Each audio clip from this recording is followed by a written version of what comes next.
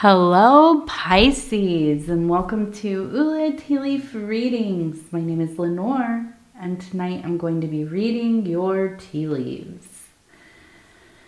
Tonight we have the Ace of Wands. This is a very fiery energy. This is an energy that when you need that motivation, and you've been trying to align things in such a way that you can get yourself going, moving, get the wheels turning. This is what you need. You need that fire, right? And so it's always a nice thing to see, because it's not just the beginning, because the beginning often is like planning and getting our resources together, getting all of the different elements that we need, the different tools and materials and so on. And but then we need that fire. We need that thing that brings the life to the project, brings life to the work, brings that passion, that drive. And so it's not the beginning, but it is the beginning of something really beginning to happen. Okay. And so I'm going to go ahead. We're going to knock on this bowl here. And we're going to go ahead and see what these tea leaves are going to tell us. All right. And so Pisces, I also want to say thank you for deciding to click on this reading, checking out the thumbnail, I hope, and it said, "Come on in." Maybe it was the title. Regardless of what it was, I'm happy that you're here. Okay. And I hope that you stay for a little bit. Now we're going to go ahead. We're going to get started. We're going to take a look, and immediately we have, it looks like the letters C and E right here. Okay. Now these look like capital letters, right? So I imagine this might be the initials of somebody's name. It could be common era, right? We often see things like BCE or AD, but also CE is common era. And that has to do with the date, right? Where we're at in the Gregorian, is it the Gregorian calendar? Is that what it's called? I don't know.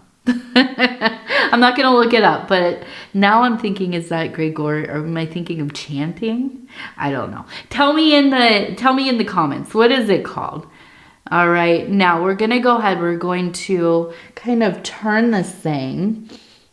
Now it looks to me like you maybe have been having a little trouble sleeping lately. Okay, we have the lamb up here, but the lamb looks like it is jumping, but it also does not look very restful. Below it, we have the star. Now the star is not completely intact. So this leads me to believe that you are forming your dream, right? The star archetype, or the star card in the tarot, this represents our goals, our dreams. If you can imagine going outside at night, looking up, seeing those beautiful shimmering things up there in the sky that glitter across the cosmos.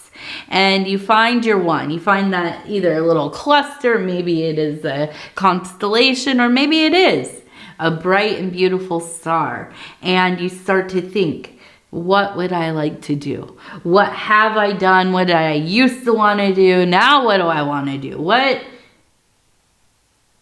is it? What is it in this universe that pulls me forward, right? And so here, I feel like you have been in a period of time where maybe some aspects of the way that you perceived the world before, it has shifted. Maybe some of those hopes and wants and desires, they've changed. Now, this happens to us all. It might be that you've had a tower moment. It might be that, hey, you're just getting older. You're seeing the world differently. For me, I always think about that moment I had my daughter, right? The moment she came right out of me. And that, you know, that was the moment in life, right? And it wasn't all at once, of course, but that's when things really started to change for me.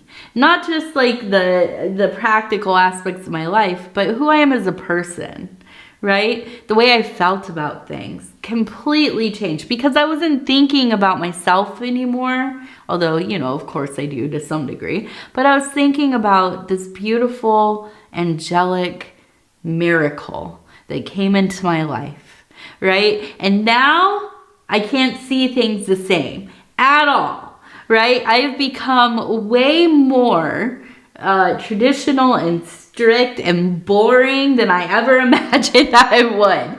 And so I do feel like something has shifted in your world. And I'm not saying that you've gotten boring. Maybe it is quite the opposite. But I do feel like you have come into this place where you see, I'm not the same as I was when I was 12. The dreams I had as a child are not the dreams I have now. Or I'm not the same as I was when I was 25, right? The things that I wanted when I was 25, I probably don't really prioritize any longer, right? We change with the seasons. And so have you. And you know, sometimes that can feel wonderful and exciting. It's like having a blank canvas. I have so much room to dream, to create something new. It can also be scary.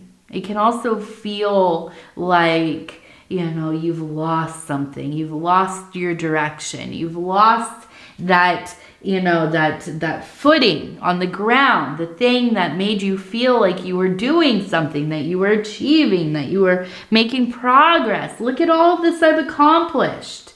And to wake up one day and realize it doesn't mean that much to me anymore. Or this is, you know, I did all of this and now I don't know that this is what I want to do any longer.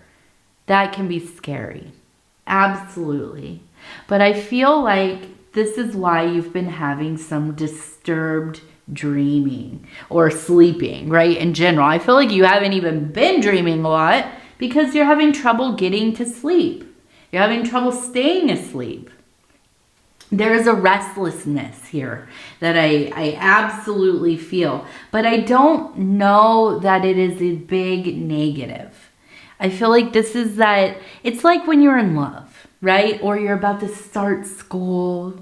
You went off to college for the first time. You can't get comfortable in your dorm yet. You haven't started classes, but you're trying to, like, you know, settle in, and you're just worried about the unknown, right? This is the kind of feeling that I have here. It's not necessarily doom. It's not necessarily like, oh, my life is meaningless. Everything is falling apart. And no, I don't feel that. But I do feel there's some anxiety. There is some anxiety. And also, you know, I'm a Virgo. So for me, when these things start to arise in life, it's all about the practical parts. This is going to be a lot of work. This is going to, it's not going to be that convenient. And that's where I start to get like, okay, come on. A little much. Maybe we'll put this off for another year. Maybe when I turn 40, I can start having my midlife crisis. Just kidding, I've already started. Now, we also have the anchor. We have what looks like the alpha and omega, right? The alpha, that is, you know, like the A or a triangle. And we have the omega. It's kind of like it's like a upside down U, and it has like the little edges on it. And I'll tell you, this is some little trivia. I don't think I've ever said this on my readings before. I have 2 tattoos. They're part of the same tattoo. I mean, it's the same thing. They're on my hips. and it is the Alpha and the Omega. And I thought I was very clever when I turned 18. I thought, yes, I'm going to put Alpha Omega on my hips, and this is the gateway to the universe. Now try to think about how that applies. Oh my goodness. But yeah, so anyways, Alpha, Omega, and yeah, the beginning and the end. Alpha being the first letter of the Greek alphabet, Omega being the last letter of the Greek alphabet. And so we often see this related to God, right? The beginning and the end. I am all things. I am the beginning, I am the end, I am forever. Right? And so this is that divinity in your life. Now, you don't have to be somebody who follows the Abrahamic religions or specifically Christology, right? Or Christianity. This is where we see the Alpha and Omega quite often. But it is a sign of divinity. It is a sign of the forever. It is a sign of eternity, right? And so I see this and I feel like, you know, at times you can get really ahead of yourself with the worrying. At times you can start to really look at the big picture, but also begin to worry and ruminate and catastrophize. But I feel like this divine energy, when you get into that consciousness where, yeah, you're tuned in. You're very, aware that you are not in this universe, but you are this universe. You are of this universe. You are very woven into it like anything else, right? You are absolutely part of this big thing, right? And so I don't know about you, but that starts to calm my nerves a little bit, right? And to put your time and maybe some of your effort into really honoring your beliefs, your faith, your traditions, the things in your life that make you feel connected, right? I don't know what that is for you. It's different for each of us. I know for me, it's a lot about, like, I like to keep altars, right? I pray, affirmations, and a lot of it too is just being with my family. You know, nowhere do I feel more entangled with God than when I am with my family. And I know it's very cheesy, but it's true. It's true. And also, let me just take a moment to say shout out to my husband over at Dove and Serpent Tarot. If you haven't gone over there to see his readings yet, definitely do that. Go check him out. He's amazing. He is such a great reader. Now, we also have the goat, right? And I'm looking at this goat and it looks like it is getting ready to charge. Okay, so I really got the impression here that there is maybe a child involved, and I wonder if this is your child and if they are maybe they're not like a little kid, but probably, you know, somewhere in their teens up into their early adulthood. Okay, and I don't know if they're a Capricorn or if they just kind of have the attributes of the goat, but I do feel like there has been a little bit of stress around trying to communicate with them. I think that this is somebody who is very stubborn and they want things their own way. Where, yeah, you like things to be your way, of course, who doesn't? But you are very flexible, understanding, patient as much as you can be. But in this particular dynamic, I feel like this is the kid that's given you the trouble, right? This is the kid that's talking back. This is the kid that maybe is, you know, finding ways to get themselves into predicaments, you know. Not the easy kid by any means. But I think also, this is the kid that is very intelligent. This is a very bright being. This is a very creative person. And so I feel like for you, at times it can be a little bit hard to navigate, like where and how do you guide them, because you don't want to suppress their nature or their creativity or their, you know, just general love and exploration and interest in life and the many varieties of things within life. But at the same time, you don't want them going down the wrong path. And I think that's really what this is about, is not wanting them to go down the wrong path. So I do feel like in this situation, and maybe the reason that it is coming up is, you know, you might need to find some extra support. Okay, now maybe this means you are talking to a therapist or a counselor for yourself or for them. This might be like activating your support system within your family or your friends group. You know, maybe finding somewhere for them to, well, you know, I don't know, like going to night classes, maybe taking some like, I don't know why I just thought of the creative writing classes. Helping them find, you know, maybe somebody that could help tutor them, or, you know, maybe even introducing them to other people that are around their age within, you know, within their generation, maybe their peer group. That might be a better influence, or at least, you know, like help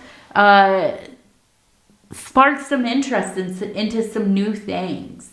But I do feel like ultimately there's this desire to see them really find something that they're passionate about. Okay. And so I feel like this is going to be kind of the parallel issue going on as you are kind of planning for your future and deciding like where are you going to put your efforts. This is part of it. Okay, this is definitely part of it. Now, we also have the letters, it looks like KR, and we also have, it almost looks like somebody,